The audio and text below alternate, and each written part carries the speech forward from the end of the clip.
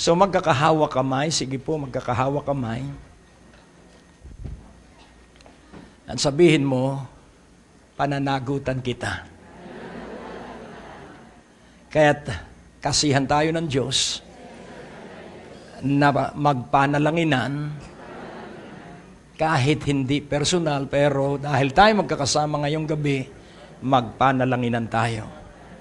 O Diyos, aming Ama, Ikaw po ang nagdala sa bawat isa sa amin dito sa lugar na ito kung saan kami ay iyong tinipan at tinipon upang magawa mo sa amin, lalo na sa akin, ang isang personal na pagsisiwalat ng hiwaga na matagal kong hindi maunawaan. Subalit ngayong gabi, ito ay aking mauunawaan. Salamat sapagkat ang iyong Espiritu ay sumasa amin sa makapangyarihang pangalan ni Jesus at ang lahat ay nagsabi ng Amen! Hallelujah! So atin pong buksan sa Colossians chapter 1. Colossians 1 verse 27. Colossians 1 verse 27. Colossians 1 verse 27. To whom God would make known what is the riches of the glory of this mystery among the Gentiles, which is Christ in you, the hope of glory. There is a mystery. The riches of the glory of this mystery.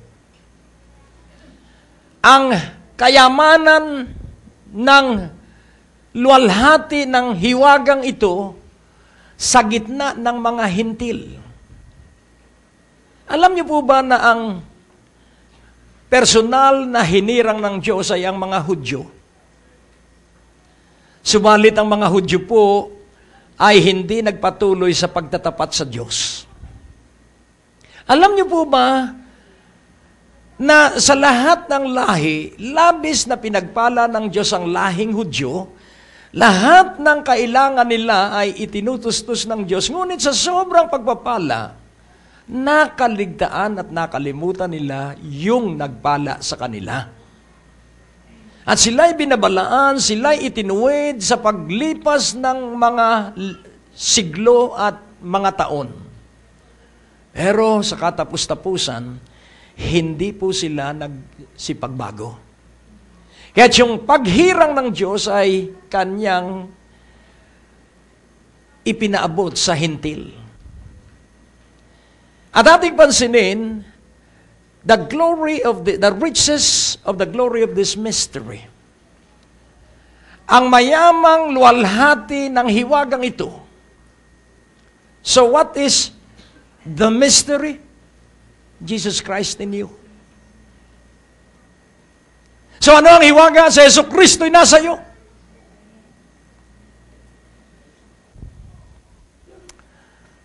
At pansinin po natin na ang pagtukoy dito sa hiwagang ito'y napakayamang luwalhati. The riches of this mystery, the riches of the glory of this mystery. So the glory, yun pong napakahalagang kayamanan. So ano po ito? Alam mo ba na walang isa mang mahirap sa bawat isa sa atin? Kahit ang isang Kristiyano ay nasa barong-barong, hindi po siya mahirap. Hello?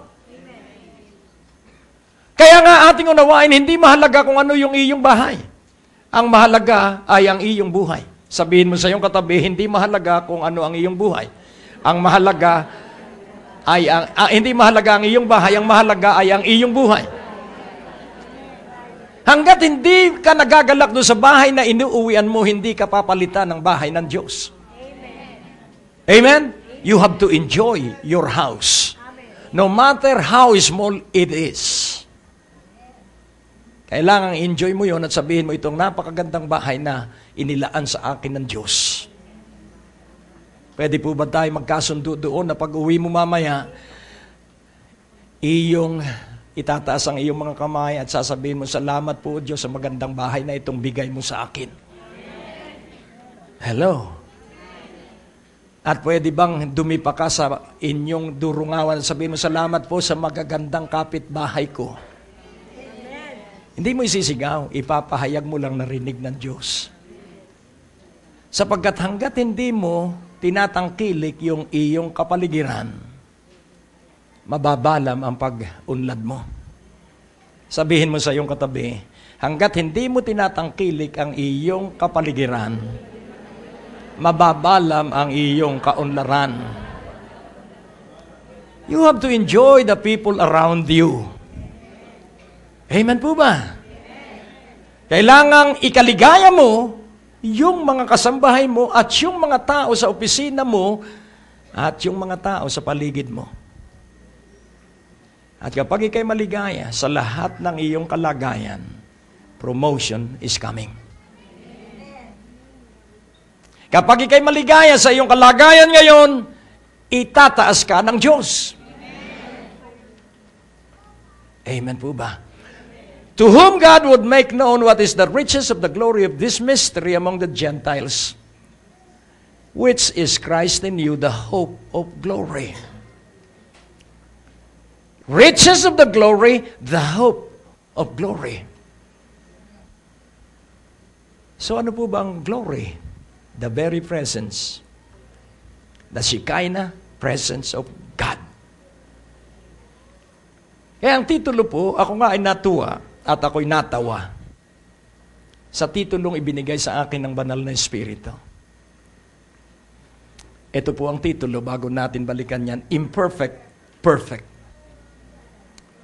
So, medyo colloquial statement po ito, imperfect, perfect. Kung titingnan mo po parang nagsasalungatan, paanong naging perfecto yung hindi perfecto? Yan po ang hiwaga.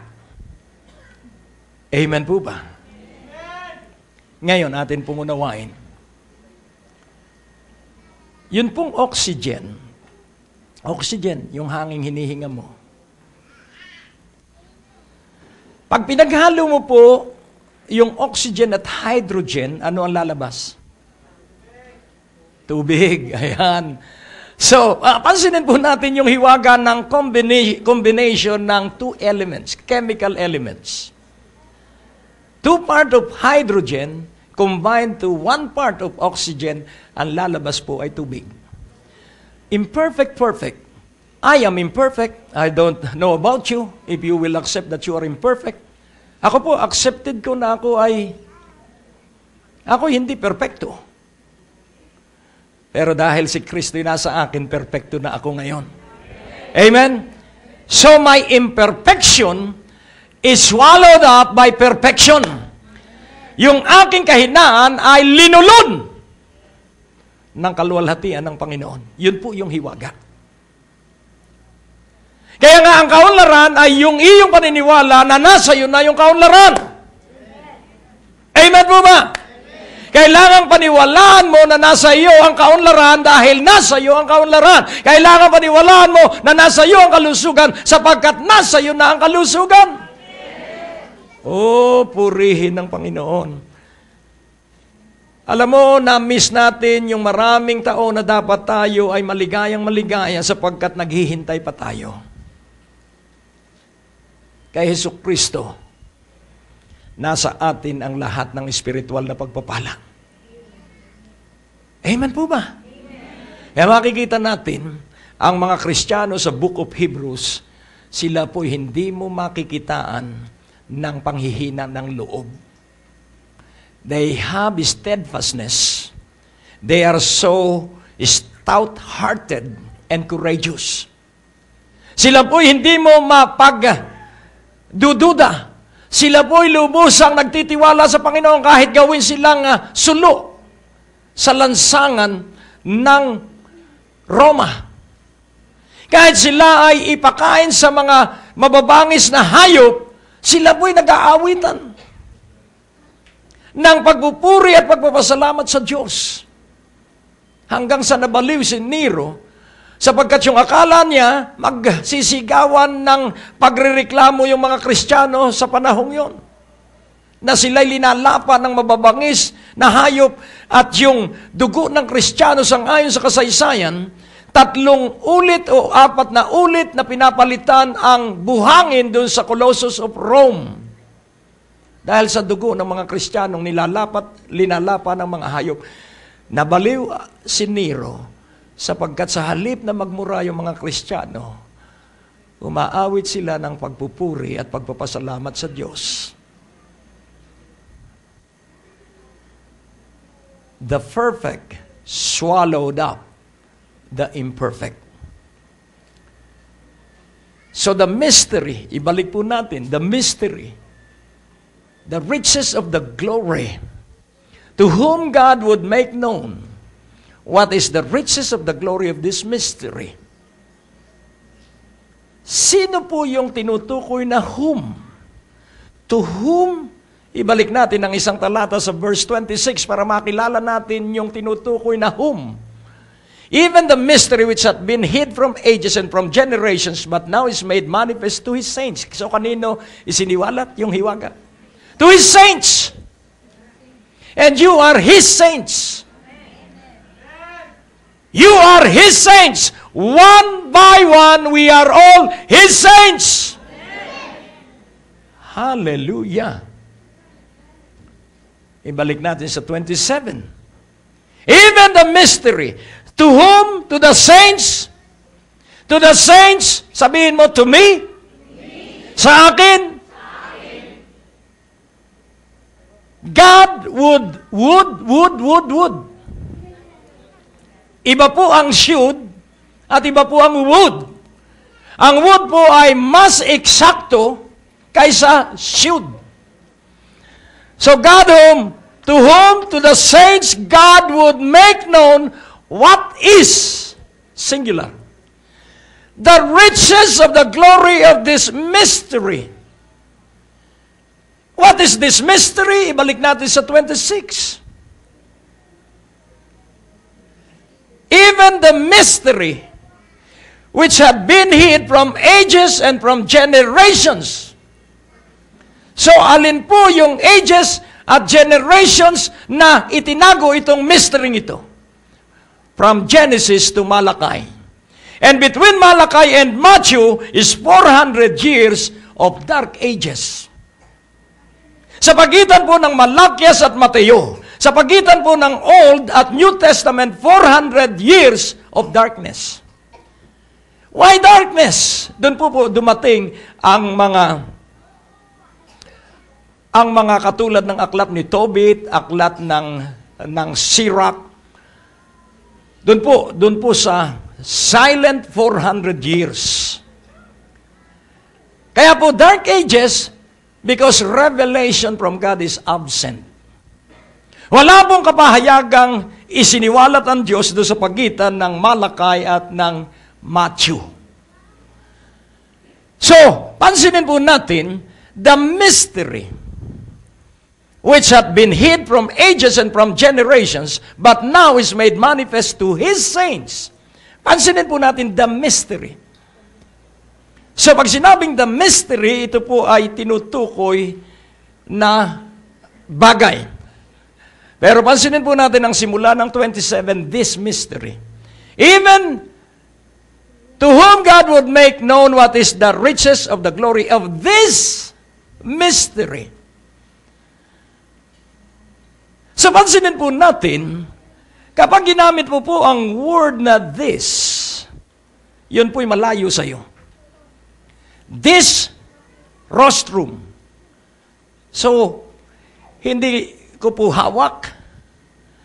Itinuturo kong malayo sa akin.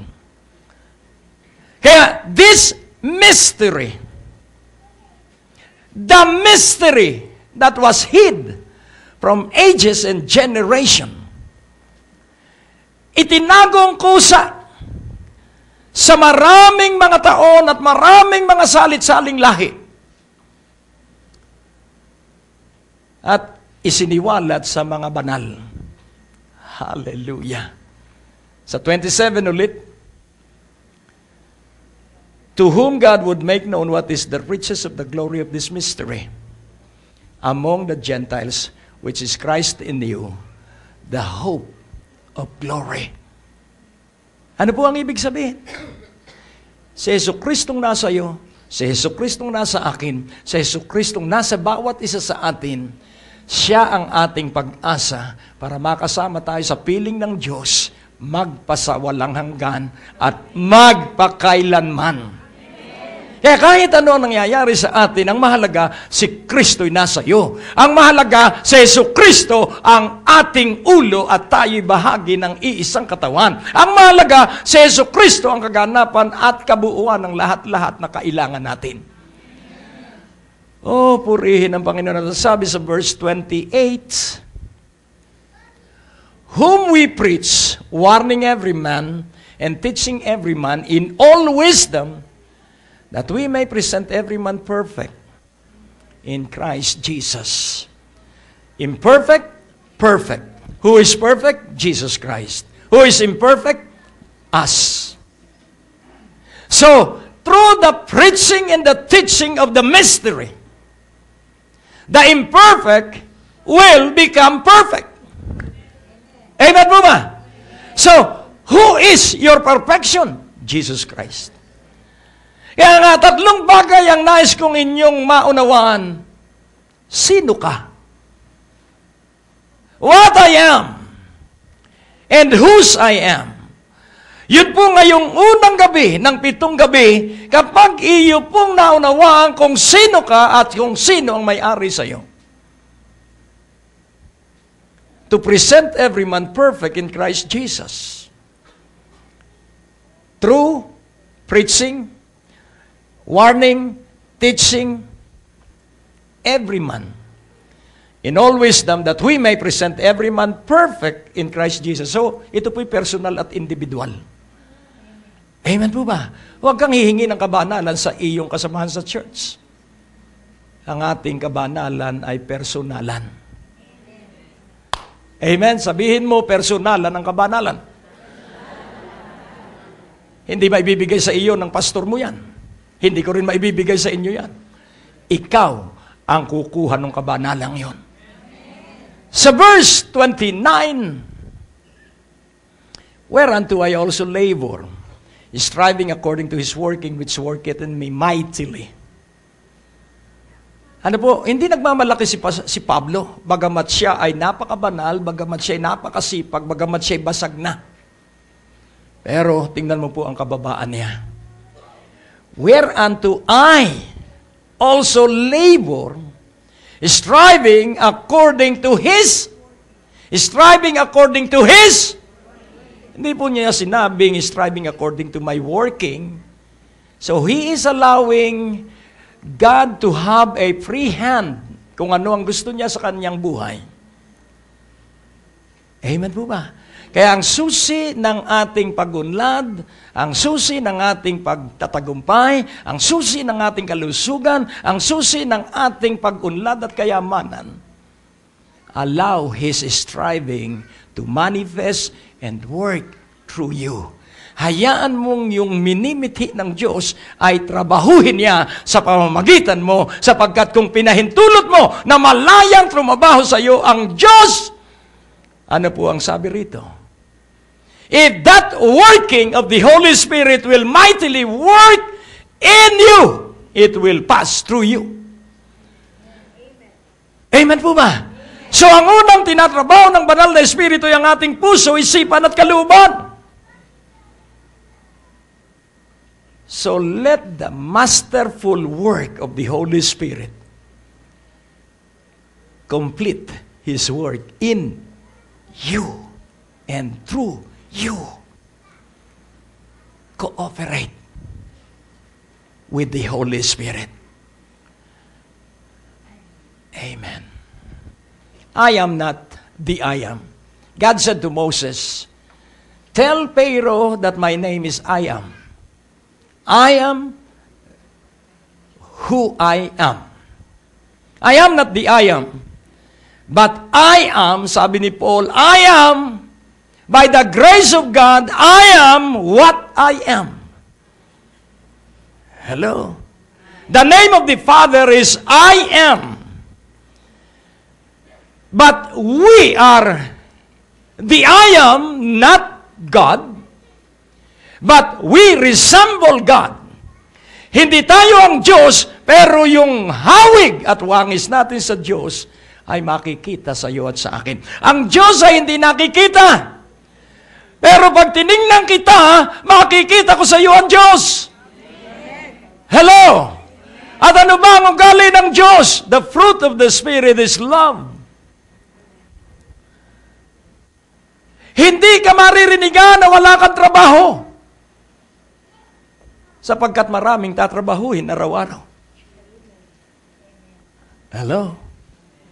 Marahil kaya wala kang trabaho ngayon dahil napapabayaan mo ang iyong pamilya. Attend to your family first. And if you put your household in order, then God will start to do. Those lost time, it is never lost. At muling tatrabaho ang Diyos sa iyong pamilya dahil inayos mo ang iyong sambahayan. Mamamatay na si Hezekiah ang hari. Pero ang sabi ng Diyos, gusto mo ng dagdag na taon sa iyong buhay? Ayusin mo ang iyong sambahayan. Sabihin mo sa iyong katabi, mukhang ikaw ang tinatamaan katulad ko nung mensahe. Preaching is personal. It is never intended for your friend. It is always intended to you. Hello? Transformation has to take place in every one of you seated here. Kayo ang mababago ng bawat pangangaral at pagtuturo, hindi ang iyong biyanan. Hindi ang iyong kamag-anak, hindi ang iyong mga mahal sa buhay, sapagkat ang pagbabago ay magsisimula sa iyo. Oh, purihin ng Panginoon. I am what I am by the grace of God. So paano po ba trumabaho ang Panginoong Jesus? Ang Panginoong Jesus Kristo ay napakahusay pagdating po sa time and management. Alam niyo ang time and management? Alam mo na may 24 oras ka. Ilan po bang oras ang iyong maghapon? Higit ka ba sa 24 hours? Kaya nga po kung titingnan natin time and management, yung 24 oras mo, wag mong sasayangin. Kaya nga you have to manage your 24 hours because in every 24 hours, God is looking at us. Kung paano natin ginugugol ang bawat 24 oras natin. Ilang oras kang nakaupo sa harapan ng telebisyon sa paghapon? Ilang oras kang nagbabasa ng nobela ng romantic story? What you read will dominate your mind. Who your friends are will affect your character. What you eat will affect your body. What you think will affect your mind. Kaya, alagaan mo ang iyong katawan at alagaan mo ang iyong isipan. Amen po ba? What I am. Sa 1 Corinthians 15, verse 10. 1 Corinthians 15:10. Basahin nga po nating sabay-sabay. But by the grace of God, I am what I am, and His grace which was bestowed upon me was not in vain. Grace is not, you will not have to work for grace because grace is a free gift. Walang bayad po ang grace. Amen? But by the grace of God, I am what I am. And His grace which was bestowed upon me was not in vain. So I am what I am because of the grace. Amen po ba? Ako ay ako kung paanong nakikita ninyo ako ngayon. Ako ay ako sang-ayon sa inyong nakikita dahil sa grasya, sa biyaya ng Diyos. Kung hindi po sa biyaya ng Diyos, hindi po tayo magkikita-kita. Pero dahil po sa kagandahang loob ng Diyos, ang biyaya po ay grasya at ang grasya at biyaya ay kagandahang loob ng Diyos. Pag sinabing kagandahang loob ng Diyos, hindi siya namimili ng bibigyan niya ng kagandahang loob. Kaya huwag mong sisisihin ang iyong sarili sapagkat ikaw ay kandidato sa kagandahang loob ng Diyos. Amen po ba? Kaya nga unawain mong mabuti, ngayong unang gabi, may malaking gagawin ang Diyos sa iyong buhay na hindi mo pa nararanasan sa iyong buong pagkatao. Oh, purihin ang Panginoon. Tingnan natin sandali sa Psalms 27 verse 13. Napakaganda po nung pangako dito bago natin balikan ang 1 Corinthians 15:10. At ang sabi po dito sa I had fainted unless I had believed to see the goodness of the Lord in the land of the living. Sana'y nahimatay na ako. Sana'y nanghina na ako. Kung hindi ako sumampalataya na makikita ko ang kabutihan ng Diyos ngayong araw na ito. Kung hindi ka sasampalatayang makikita mo ang kabutihan ng Diyos bukas, baka mamatay ka. Kaya kahit ano ang krisis mo, ang laging lingapin mo yung pag-asa na may mabuting ginagawa ang Diyos sa gitna ng iyong krisis.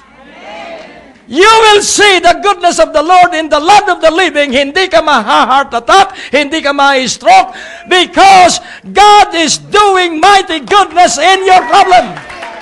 Oh, glory! Sa verse 14, wait on the Lord. Hintay-hintay lang. Sabihin mo, salamat sa problema mo sa iyong asawa. Pumalakpak ka. Tawanan mo yung iyong problema. Amen. Yun ay magpapakita na talo ang dyablo at ikaw ay mananagumpay. Hindi yung sisinghot-singhot ka, tihik-big ka. Hindi ka naman prodigal son. You are saint. Amen. You are saint and you are a winner. You are saint and you are victorious. It is not what your family members are doing. It is what you are doing that counts in the sight of God. Hayaan ang bulok ang mga kasambahay mo, pero basta ikaw ay buo at maganda. The goodness of the Lord. Wait on the Lord, be of good courage, and He shall strengthen thine heart. Wait, I say, on the Lord. Sino ang hihintayin mo? Hindi ang hanap buhay. Ang hihintayin mo ang Panginoon at magkakaroon ka ng hanap buhay. Wait on the Lord. Be of good courage. May qualification po yung paghihintay. Hindi yung lagi kang nagmamaktol hanggang kailan kaya. Ang Diyos napakakunat. Huwag kang magsasalita ng lalait sa dakilang pangalan ng Diyos. Kung hindi mo maintindihan ang iyong sitwasyon, umahawit ka na lang. Basagin mo ako, basagin mo ako. At pag nabasag ka na, may enjoy mo na yung iyong crisis. Hanggat ikay naghihimutok, hindi ka pa basag. Gusto mong manalangin akong basagin ka ng Diyos? Huwag na, ikaw na lang. Amen. Wait, I say on the Lord. Ano po ba ang kahalagahan ng paghihintay? Isaiah 40. Verse 31. Ano ang mangyayari kapag ikaw ay marunong maghintay? But they that wait upon the Lord shall renew. Shall renew. Magpapanibago ka raw pong lakas kapag ikay naghihintay.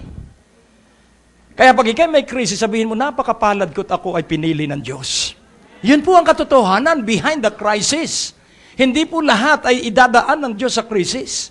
Yun lamang pong may pambihirang nakatakdang malaking gagawin ng Diyos ang inilalagay niya sa krisis. Tingnan mo ang iyong katabi, you are saint.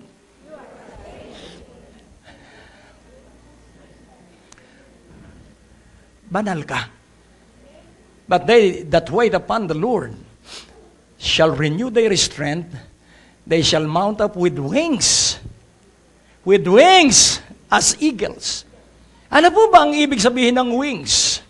Ang isa pong inahing manok, kapag uulan, ibinubukan niya ang kanyang wings at yung kanyang mga sisiw ay kanyang sinasakluban.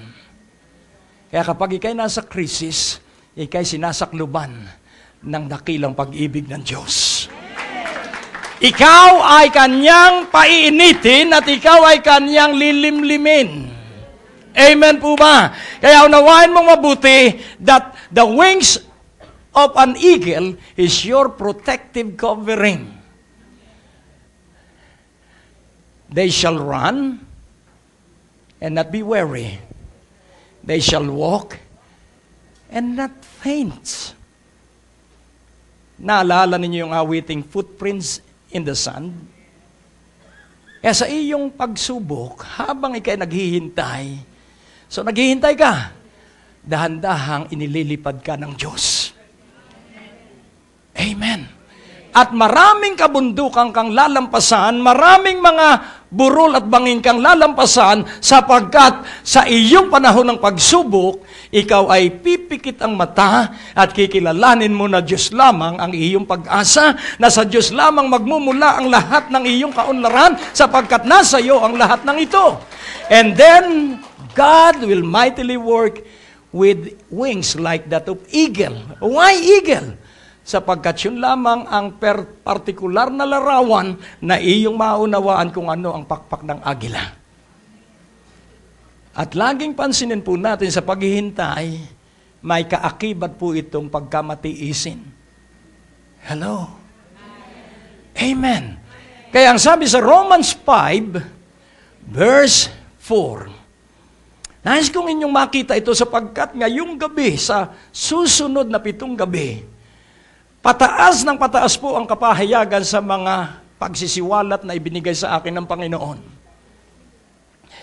And patience, experience hope. Yun pong pagsubok. Bago ka subukin, pinuspos ka muna ng pag-ibig. Sabihin mo sa iyong katabi, bago ka idaan sa pagsubok, ikaw ay batad na babad ka na sa pag-ibig ng Diyos. Amen? So, ikaw ay nakalubog sa pag-ibig ng Diyos. Oh, for God so loved me.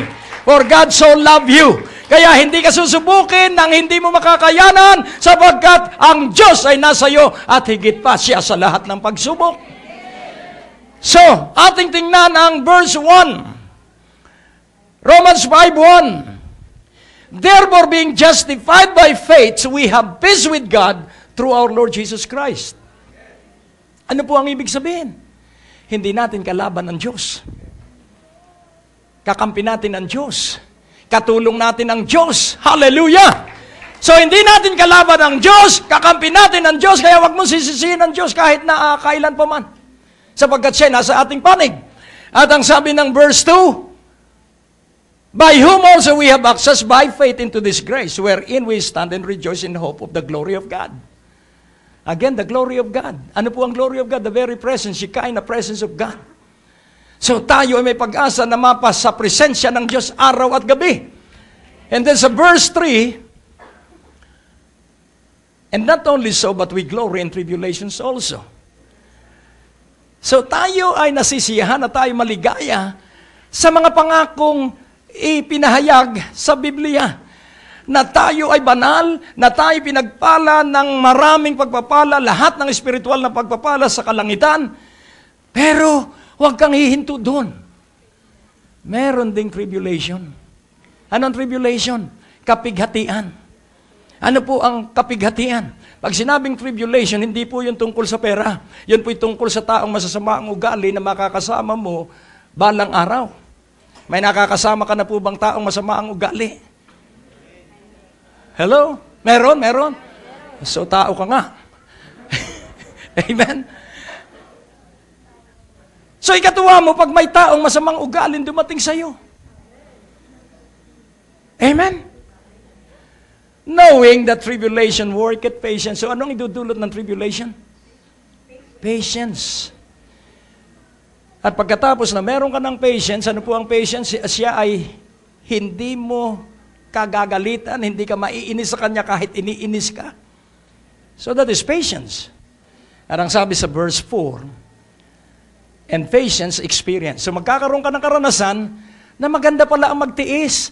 Ang nagkakasakit pala ay yung masama ang ugali, hindi yung matiisin. Hello? So magaling na kayo. Ano? Purihin ang Panginoon. And experience hope. Kapag ikay marunong na magtiis, may pag-asa ka na. Amen? At ang sabi sa verse 5, and hope make it not ashamed. Hindi mo na ikinahihiya ang iyong kawalan, hindi mo na ikinahihiya na wala kang trabaho pansamantala ngayon, hindi mo na ikinahihiya na ikay may kirot at sakit na dinaramdam ngayon, hindi mo na ito ikinahihiya. Bakit? Alam mo, isang araw, mawawala ang iyong sakit at karamdaman. Alam mo, isang araw, magkakaroon ka ng hanap buhay na hindi casual, kundi permanente at regular. Amen? Why? Because the love of God is shed abroad in our hearts by the Holy Ghost which is given unto us. Ang kasiguruhan ng iyong pag-angat sa buhay dahil ang pag-ibig ng Diyos ay nasa iyong puso. So, I am what I am by the grace of God. And then another fruits, what I am in Christ. I am beloved in Christ. I am more than conqueror through Him who loves me. Amen po ba? So kay Jesucristo, ako'y higit pa sa mananagumpay dahil ako'y iniibig niya. At ang aking buhay ay nakatago kay Jesucristo. My life is not my own because it is hid in Jesus Christ. Kaya nga, pag titingnan ka ng demonyo, kahit ni Satanas, hindi ka makikita. You know why? Si Jesucristo ang makikita sa iyo.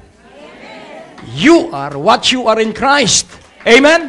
To live is Christ, to die is gain. Eh, hindi ka na matatakot. Sapagkat alam mo na nasa unahan mo ang Panginoong Hesukristo. Kaya bago ako mag-drive, nananalangin ako at sinasama ko sa panalangin ng aking mga anak na magdadrive din. Ito ang panalangin ko. Lord, you are in front. Pag nasa unahan mo ang Diyos, protektado ka. Bakit? O maglakad nga tayong sama-sama. Sige, magkwentuhan na kayo sa likuran ko, basta ako ang una. Tsak na hindi kayo matatalisod. You know why? May nangunguna sa iyo. Amen? Pag ako ay natisod, ikaw din ay iiwas naman doon sa pagkatisod. Ang Diyos kailanman ay hindi mahahadlangan. Kaya, Lord, you are in front. And you are driving through me, through my son, so. And you are protecting us with your mighty arms. Kaya kung ako ay narito, yung kanyang mga bisig. Pag may lalapit, pag mabubunggo ka, protektado ka ng mga bisig ng Diyos. Ay bakit kung saan-saan ka pa nagpupunta? Ay sa Panginoong Jesus at sa kanyang Ama, ikaw ay hawak niya. Ang iyo lamang tutuklasin na mapakinggan ng araw-araw ay ang kanyang tinig. At makikilala mo ang kanyang tinig sapagkat ang kanyang tinig, ang mithiin ay laging mabuti. Laging paunlad ka ng paunlad. Kaya pag tinanong ka, may nagpakain sa iyo, nasarapan ka ba sa aking kinain? Hindi ako nasarapan, kundi napakasarap ng inihanda mo sa akin. Dahil yung nasarapan lang ay ordinary. Pero pag ikaw ay sabi mo na napakasarap ng iyong niluto at inihanda sa akin, ano kaya ang madarama mo pag pinuri ka na napakasarap ng iyong pagkain inihain? Di ba iimbitahan mo uli? Kaya nga po nais kong inyong ipaunawa. Nasa iyo pong pagpapasya sa araw-araw ang makapangyarihang pagsama ng Diyos at nais kong ipaunawa sa inyo ang pangako ng Diyos. I will never leave you. I will never forsake you. I will never abandon you. Alisin ko ang mananakmal sa inyong buhay. Alisin ko ang mga sakit at karamdaman sa inyong katawan. At dadalhin ko sa inyo ang kaginhawahan sapagkat ako at kayo, tayo ay iisa. Dahil sa aking anak na si Jesucristo.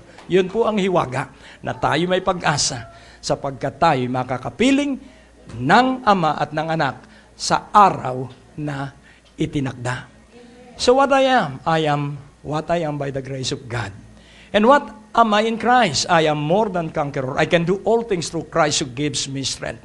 I was crucified together with Christ. It is no longer I that live, but Jesus liveth in me. Si Jesucristo na po ang nabubuhay sa atin. Kaya kapag natuto ka na sumayaw at magpuri sa panahon ng iyong krisis, aalisin yung krisis sa iyong buhay.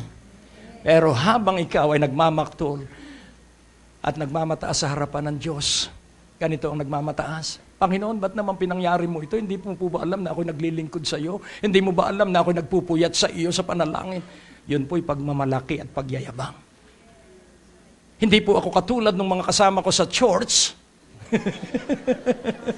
Sa church. Amen. Sila po walang panahon sa iyo. Ako po napakaraming panahon.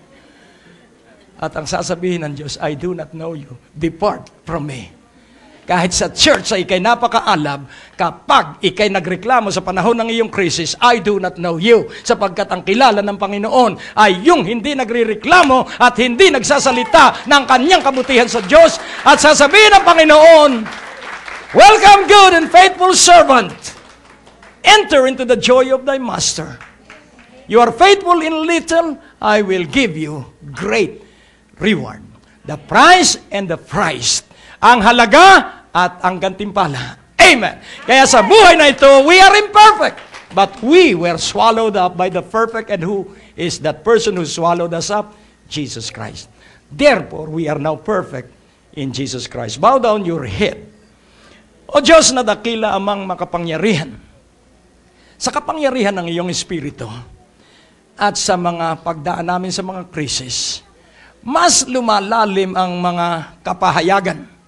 At mas marami kaming natutuklasan na hindi namin alam. Kaya salamat sa mga krisis, salamat sa mga kapighatian, salamat sa mga kabiguan, salamat sa lahat ng suliranin at pagsubok. Kami ay nasa iyong kamay, kaya laging kami ay magtatagumpay, laging kami ay uunlad, sapagkat ikaw ay hindi na kayang talunin ng buong impyerno at maging ng diablong si Satanas, at kami sa iyo, katulad ng sisiw, ay lukob ng iyong mga pakpak. Kaya walang makadadaig sa amin, sapagkat para kami madaig, kailangan kay talunin, pero wala na pong return bout. Kaya Panginoon, sigurado kami na kami ay patungo sa tagumpay at sa marami pang pagpapalat biyaya sa makapangyarihang pangalan mo, Jesus, sa Ama ang kalwalhatian. Amen. Hallelujah. Ang Diyos po ay napakabuti. Kaya nga po ating unawaing mabuti. Ikaw po ay banal. Sabihin mo nga sa iyong katabi. Sige nga po, sabihin mo sa katabi mo, ikay banal.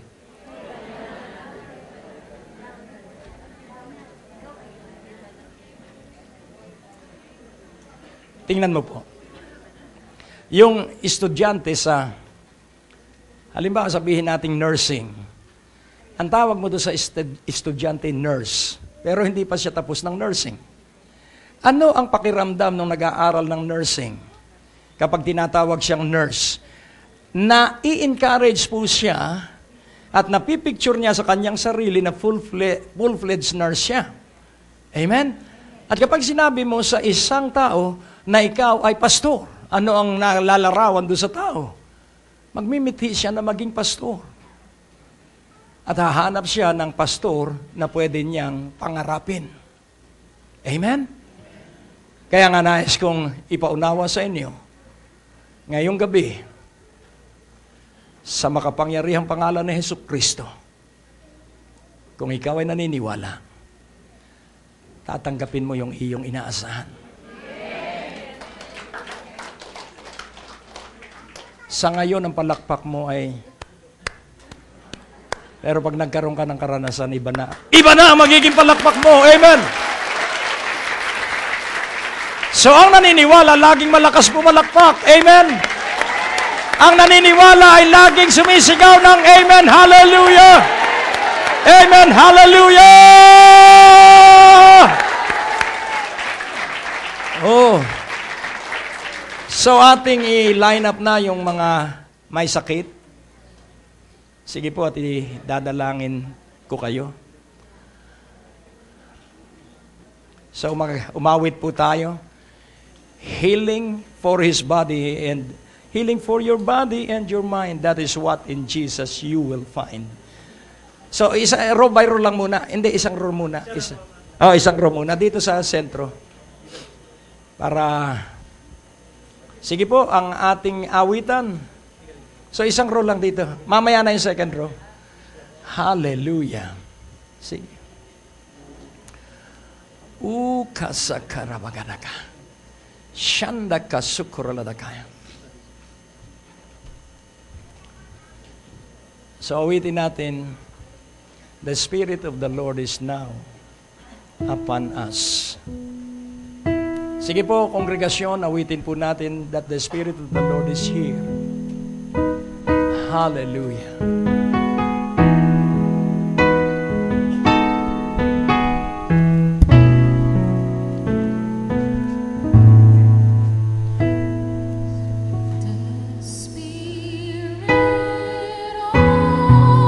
So it is the Holy Spirit who will do this mighty work. Upon